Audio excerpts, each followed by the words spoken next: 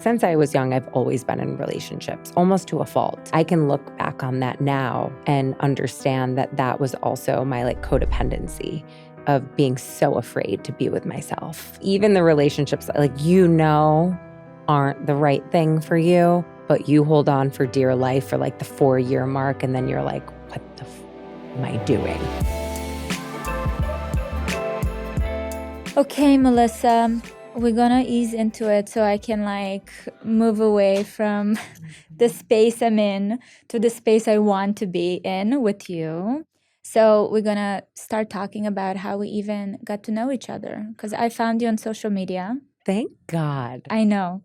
It brought me to you, and I've recognized myself in you. I felt like we were walking on the same kind of path, and it was so empowering and very comforting to see someone that was as curious and as brave to share that path on social media. It can get very personal, it can get very confusing, opening that up to so many different people. And then we had an opportunity to meet in real life, and I feel very connected to you.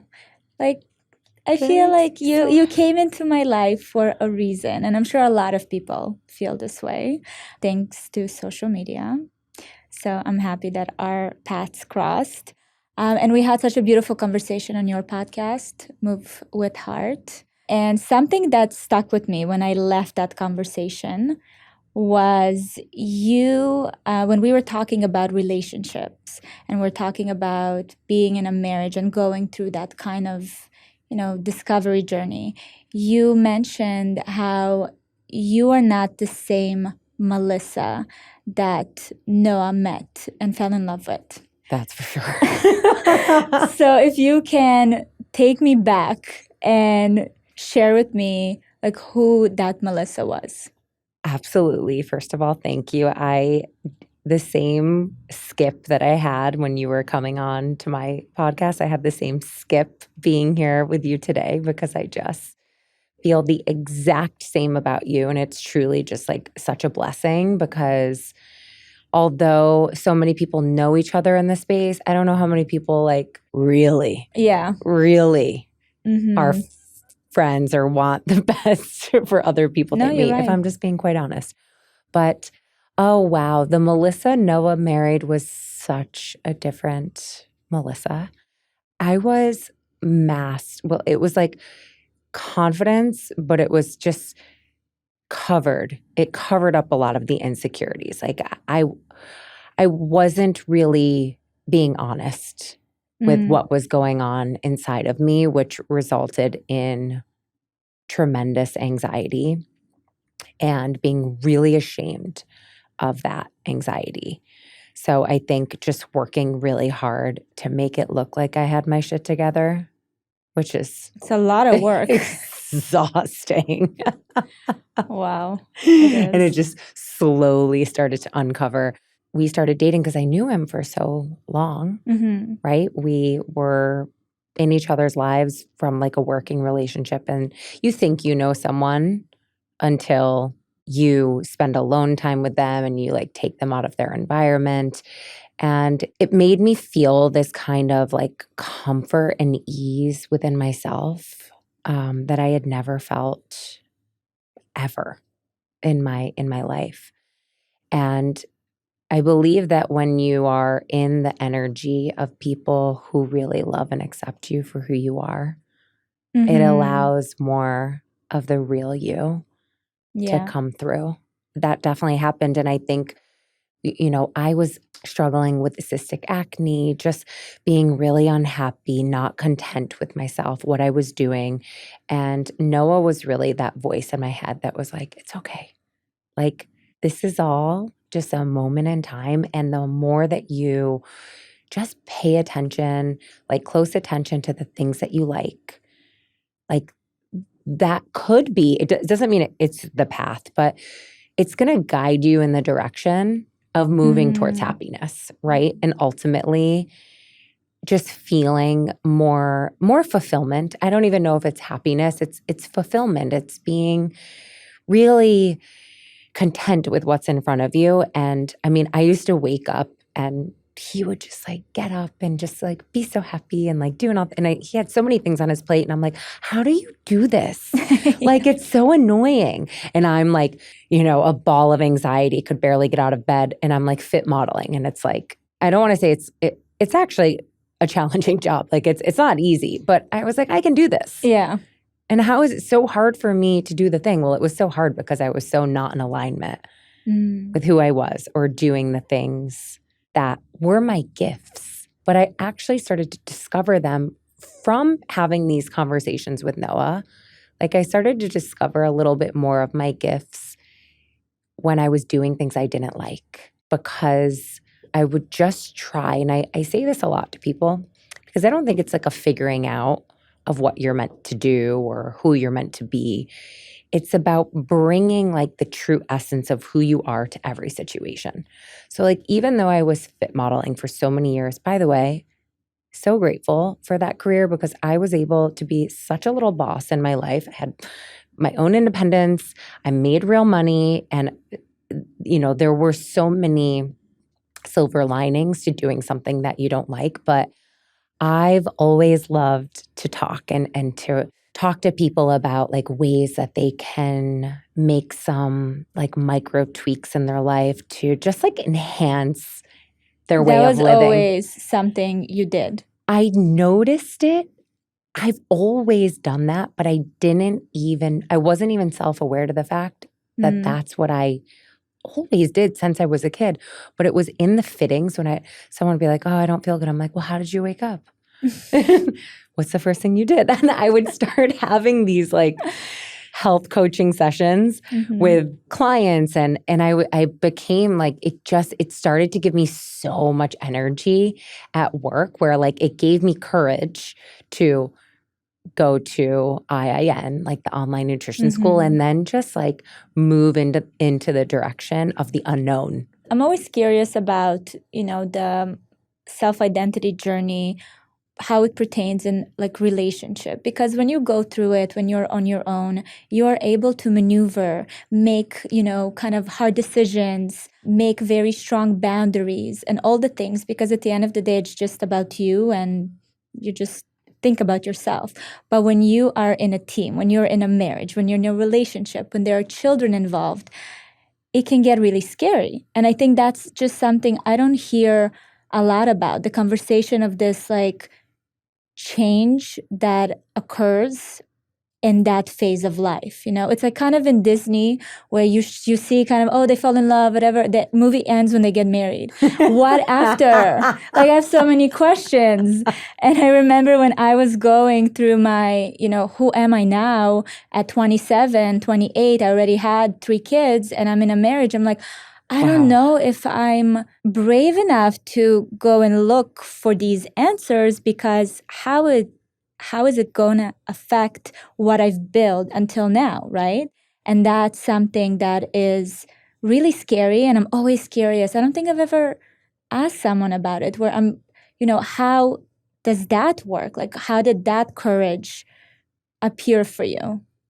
It's so crazy because like I think of my wedding and I'm like, when Noah and I got married, like he literally married a different version of me. Like I don't think he didn't think I was going to do great things, but I just don't think he imagined that I would possibly be who I am or like what I'm doing to the magnitude that I am today. And he loves it. Like, I don't want to say he's like, I wish I could go back and like remake that decision. But I think you really, when you're in a partnership that challenges your growth and challenges you to elevate as a human being, I've found so much courage in myself from having someone in my life for the first time that like supported me for being at my lowest of low and loving me at my lowest of low, covered in acne, and just feeling insecure, not confident in really anything in my life. That is what gave me a lot of courage to feel loved that way and to still like be so accepted. Like, I mean, that's what helped me move towards my own self-acceptance and loving myself in a way that was so different because I didn't love myself really before. Like you can say like, okay, maybe, but like, no, my actions didn't align to that. Do you feel like in your previous relationships, that was like an obvious thing for you? Like you made decisions that showed you that you don't love yourself? Some, I think some. I also think I was just always in search of something that like I didn't have or feel in childhood. Like since I was young, I've always been in relationships, almost to a fault. Like I can look back on that now and understand that that was also my like codependency of being so afraid to be with myself and attaching myself to, I don't want to say anyone because I was selective, but you know, even the relationships like aren't the right thing for you, but you hold on for dear life for like the 4-year mark and then you're like, what the am I doing? Yeah. You know, but like I feel like I had such a history of doing that from really just being so afraid of being alone, but also growing up with a mother who made the importance of having a man in your life so high up on a pedestal. So I think, you know, those things become embedded in your life. 100%. Yeah. That's so interesting because I feel like I had the opposite experience. I know, with your mom. Yeah, where my mom actually was like, a man is a means to a destination. I was like, okay. So I was very, she never obviously said it, but the way she operated, I was always like, okay, you're always, you know, you have to rely on yourself. You're this always independent person. It's nice if they're around. It's nice if they don't. And it scares me to actually see that happening. Like that conversation is going with the younger generation of kind of like, you know, if he's there, he's there. If he's not, he's not. That's fine. We can figure it out. Yes. But thankfully, I had an opportunity to change that because I listened to my core. Like when I met Gary and I felt it in my core that something in me just, it felt right. It felt strong. It didn't come from a place of like, yeah, it's another, you know, it's going to get me to a certain destination and then we'll see what's next. Thankfully, I made such a good grounded decision, but that constantly echoed in my head of this, you know, well, if it's not him, then it's someone else, whatever. Right. So for you, it was the complete opposite.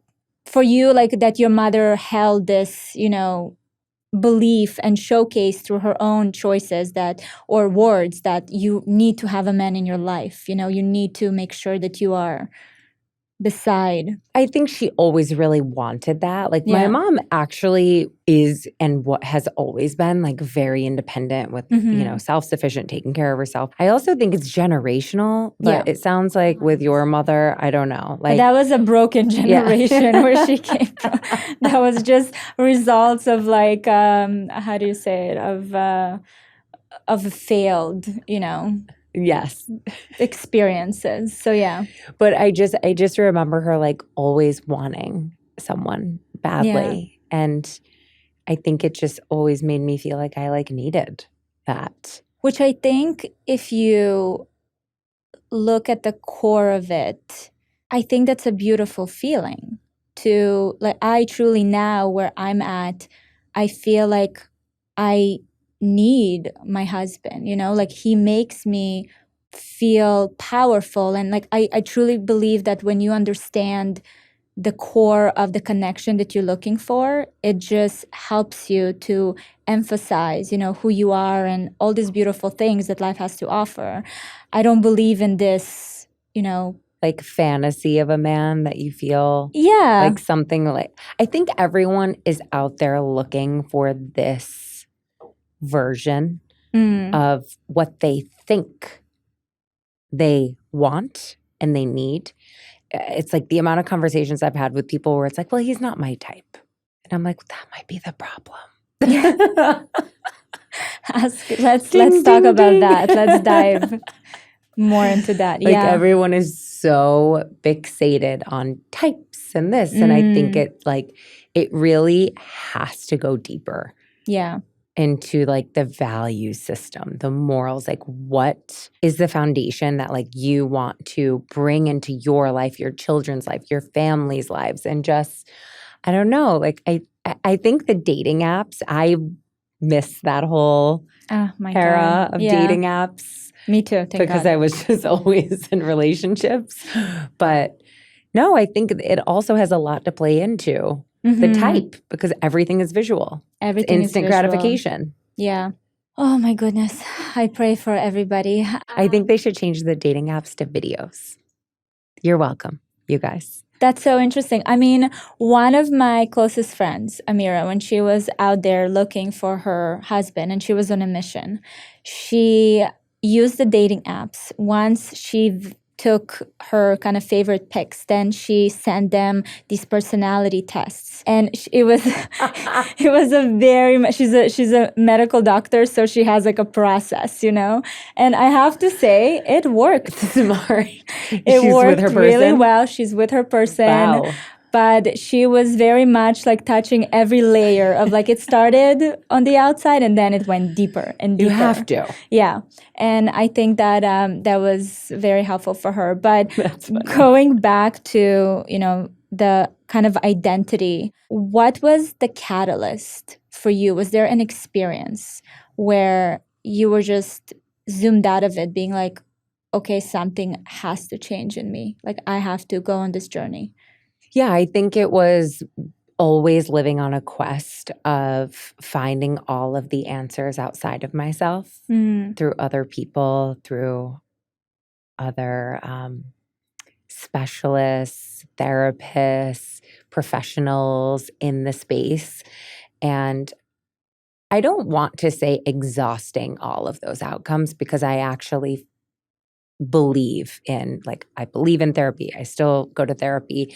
I think you have to, you know, find the systems in your life and the team that can help you. But I do feel that for myself, I was so focused on the external help that I really hit a moment where I had heard a lot about meditation, and then I went to a weekend workshop and I started meditating. And from that weekend, I mean, it's over a decade ago, but like from that weekend, like I meditate every single day.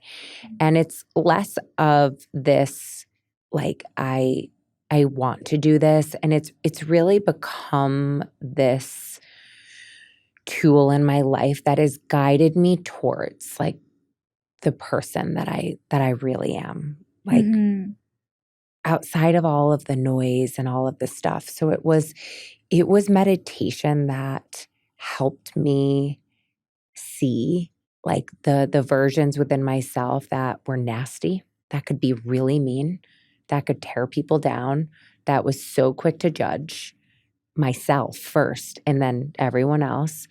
And she's still in there. We still have access to her, but we really work. Shows up. I mean, I'm sure that she shows up. She's still around, guys. For all of us. But it taught me that I actually am like a very kind-hearted, compassionate, loving human who wants like good things in life and good things for myself. So it's when I started to change, like through that practice, and then it was like tapping into different forms of movement where instead of doing all the things that I was told I should do and was like, wait a second, none of that feels good. And it helped me turn on the volume to my soul. Did you worry about this tuning in, if it's going to affect your relationship with your husband or the world on the outside in general? I definitely feared that for a while, because I think sometimes when you really get into this world, and I've been so passionately evolving into this world for so many years, like there is this moment where you're like, oh, no one's where I am, you know, we're in different different places. But I also think it like comes back to the conversation we were having on my podcast. It's like this choice, right? It's this choice to be like, you know what? I'm really into this thing. You're really into that thing. But like, I love and respect you so much. I love what we've built. Let's like communicate about the things that could maybe keep us more connected through my eyes, and like what can keep us more connected from your perspective, and like really work on that. You know, I think a lot of time people, they can grow apart, and you're naturally gonna grow apart and then grow together, and even in marriage. But finding, I think the bravery to like communicate that, like when you're feeling those massive disconnects in your relationship, is what I think like a partnership, like a true dedicated partnership to each other really is. And we have that. And listen, I also went through many phases of trying to force my lifestyle on my partner. Fully guilty of that. It doesn't work. Yeah. They repel. You know, you can get threaten. Frustrated. Threats. Yes, it can get pretty tense. You know, I think that even that aspect of communication, I think that sometimes it sounds like this big thing, like this big conversation. But honestly, Gary and I have moments where just expressing that of just like, I feel disconnected from you. Yeah. Is enough. It's enough. To kind of turn, you know, your awareness and to just notify, okay, we got to do something about it. Like, it's not always these big, let's sit down, let's, you know, this whole thing.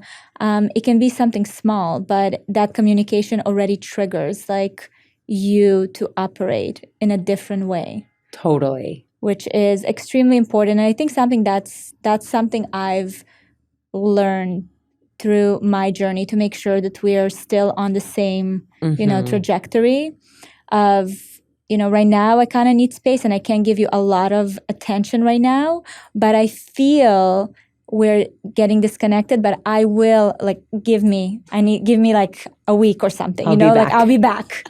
Stay right there. I'll be back. You and I are so similar in this sense. And I love when you share this because I am the exact same. And I think it's an honoring. It's an honoring system too. You know, like when I started dating Noah, he works in hospitality. He is out at clubs with beautiful women all the time. I think so many people try to change their person. I've tried to do that too. I'm sure. A lot of times. Some successes, some failures. You win some, you lose some.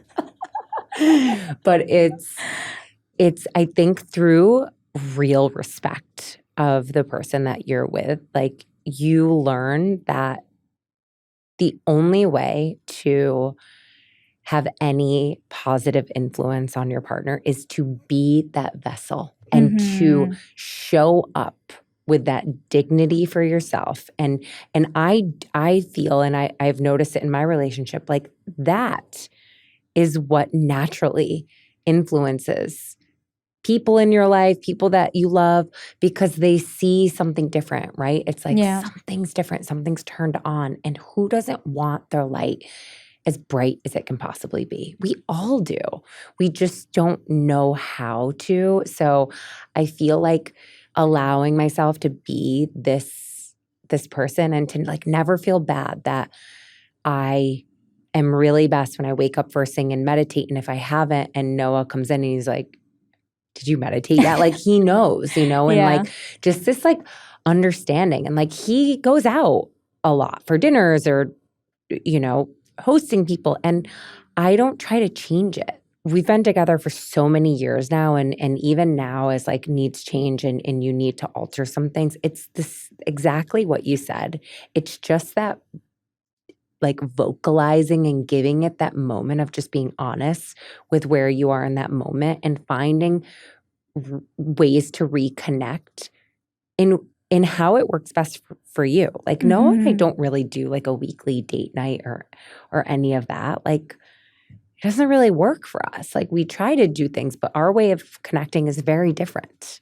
And it's all trial and error, right? I feel like you try to get into these concepts, apply these concepts into your life. And a lot of the times they don't work. We're the same thing. This whole date night thing, anything that feels forced does not work for us. Valentine's days, like all that stuff. Let's just not do this. Let's save each other's energy and time and money and we'll find a different way to do it. You know, something that I really admire about you is this journey that you've had with accepting the idea of changing your mind. Because I think that a lot of our identity, we're very eager as people to make statements, attach ourselves to certain concepts, if it's being vegan or doing this or doing that or only believe in this. And I think it's kind of, we look at them as these blocks to our identity. And it's a very scary thing to revise it and publicly be like, you know what, this is not really me anymore. And you've done it multiple times. You've done it with your diet. You were like the vegan, like poster child. Every time I would look at your store, I'm like, maybe I should. No, I can't. That's not me. I can't go vegan. When I looked at how you kind of came out and was like, it's okay. Like, I've done this and it just doesn't work for me. I knew that there was a process that you had to go through to come to this place. So tell me about that. A massive process. I mean, I built a very loyal community off living my life, like, being plant-based or vegan or whatever you want to call it. So it's so interesting because it really helped me, like that way of life helped me through some of the most challenging times in my life when I was living with, cystic acne, thoroughly just anxious and depressed. That was just like my baseline of my state, and just not feeling good in my body. Becoming really mindful with the food and things I was putting in helped eliminate a lot of those issues in my life. Or I don't want to say completely eliminate, but it helped bring down a lot of the levers of anxiety, inflammation in the skin. And I'm the type of person, like, when I love something, I love hard. And I have this, it's like I can't hide the passion. So like there was just so much passion connected to that way of life. And I was so scared when I started feeling just these like very intuitive pulls towards wanting other things. And it's very interesting. I actually thought about this on the way here. I've never shared this before because it is part of what made me choose to no longer like act like I was hiding. Like I started eating things that weren't plant-based like a while before I shared it. And I would like go out to restaurants or like pick up food, and I would be so paranoid that people would see that I ordered like eggs on my toast, or like I wouldn't even want to eat in public. Wow. Like I would try to get my food to go. And it was a lot of that. I was like, wait a minute. Like, how am I ashamed to show that like something's changed within me, and the things that were meeting my needs at one point in my life aren't anymore. And like whatever it is, hormonal changes, evolving, it doesn't matter, but I wasn't honoring it. And it was like one of those moments where I was like, order avocado toast and I'll get the eggs. I'm like, oh God, does anyone notice? I'm so scared. And like, I do think someone did notice. And then I was like, oh God, I feel like I'm being such a fraud. Yeah. And I'm just not being honest. But it wasn't even about people on social media. Like I wasn't being honest with myself. And how sad that like, I feel like I have to go hide the way that I'm eating because I put myself in a box and I was breaking out of the box.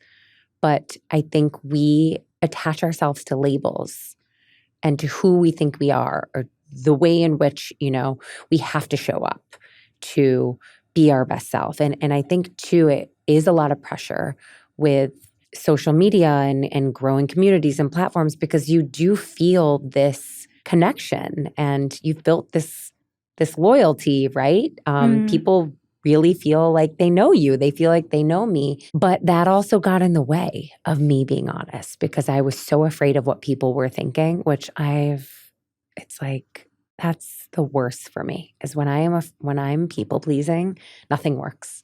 Nothing works in my favor. Yeah, I feel you. It's exhausting. It's exhausting. And you know what? Again, I think that it's important to remember that every time you feel, because I go through it all the time, I feel like I figure something out, like, okay, this part is done for me. Next, it shows up again. And I was like, come on, we're doing this again. And I kind of accepted that this is going to constantly be part of, my journey, my life, and honestly, everyone's journey.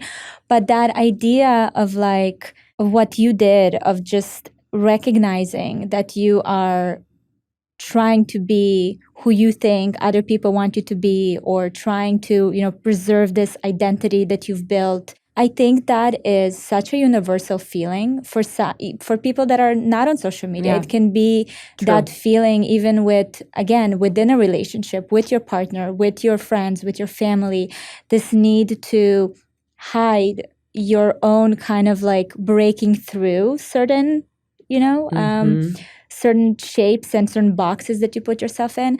It's a scary thing to kind of recognize and figure out how to navigate. It really is. And I think one thing that helped and continues to help me move through it is to stop looking for validation.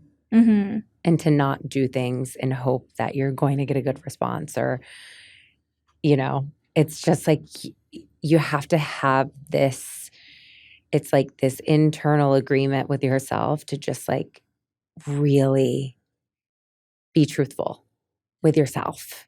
Yes, I think something that I've learned, I had a conversation with my friend, Sarah Kubrick, who is an existential therapist. And we were talking about the concept of self-loss. And these little moments, these little decisions that you make is adding, like every day you make decisions that will either bring you closer to yourself or further away from yourself, right? And it's the way you express yourself, what you say, what you don't say, what you show, what you don't show. It's these micro little decisions. It is so true. And then you wake up one morning and you're just like, who am I? Like, I don't even know who am I portraying, right? What role am I playing today? Because you just get so disconnected. And I think that's such a big lesson to just keep in mind in general, that ability to constantly expand and to be okay with it. And, because to me, I looked at it before as I'm being indecisive, I'm changing my mind all the time. All these things that are looked at as negative qualities are now for me so exciting. I'm like, I know. Yesterday, how was a different person yesterday? Ask me the same question today. It's going to be a different answer. Same. I think letting go of living a life of shoulds. Mm. And that is truly what has me here. It's what has me, but it doesn't mean that I don't still do things that I think I should do and then learn every single time that it's the constant lessons. And I do think it is getting more comfortable with just how unpredictable life is and how unpredictable every day is. And I've been really working on just finding this excitement with the unknown, because I've always run really, really anxious. And I think that can trigger anxiety. But some things I've just been doing recently, I was talking to my therapist about this yesterday. I'm like, it is so interesting, because I also think, going back to the Melissa Noah married the Melissa that loved drama, but wasn't even aware of it. And if drama wasn't infused in the life, I will create the drama. I will find some drama. I will become the drama. Why? My anxiety was so addicted to drama. My whole, my upbringing was dysfunctional. It was always kind of, everything was like highs were high, lows were low. And living in the neutral zone is where something's wrong. I have to bring it up here or I have to drop it down here because like that's where the nervous system feels so dysregulated. That's home. And now, like I was with her yesterday and I'm like, I'm so neutral. It is, this week. Yes, we'll see about next. I know. This week. It's really interesting living in a neutral zone. I think that's what attracted me to like Stoics, right? If you ever, I'm sure you're familiar, but the literature of it's exactly how I aspire to be, of just like it is what it is. Yeah. And that's it. Yeah, it's really, I'm like, wow, I'm so jealous of people who just naturally walk around like this. I haven't met any in a while because the world is really testing. I feel like Noah's like, he's a neutral zone, which is also like, I love that. That's amazing. Yeah. And he's always been like that. You're just born like this? He's born like that. Like where I think it's going back to like honoring the space that your person needs and your friends and your kids. But like I require a lot of space to feel connected, to feel ready to give as much as I give, as much as you give. Mm-hmm. And he can just go. He's fine. Doesn't need to reset. Like it's wild to me. Have you ever asked his mom?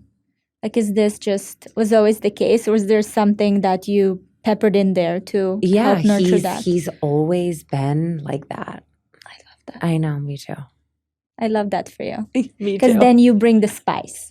You bring the highs and lows. And now I have a daughter who also enhances all the spice in our life. Whew. Oh, I love that. I love seeing her bring her magic to the family, I have to say. You do. I know. I hadn't shared her in a few days and I'm like, oh, she just said something so cute today. I'm like, I'll give the world a little dose of something to make us all smile. My favorite. At this point in your life, what do you need to get comfortable with being uncomfortable with? More of the unknown and not trying to figure everything out and to really live in the surrender. Because although today I'm feeling more neutral, I think as someone who actively likes to control all situations and am leading, a large team of people and feel like if something's going wrong, I want to get in there. I want to control the situation. I want to control things in my family. I don't want to give my energy to that anymore. Mm. And I really want to work on just finding like more trust and not just in myself and other people. I think I have always had a hard time trusting. I'm not the easiest person to let people into my life. I've always been super shielded and protected. And I think that that's good.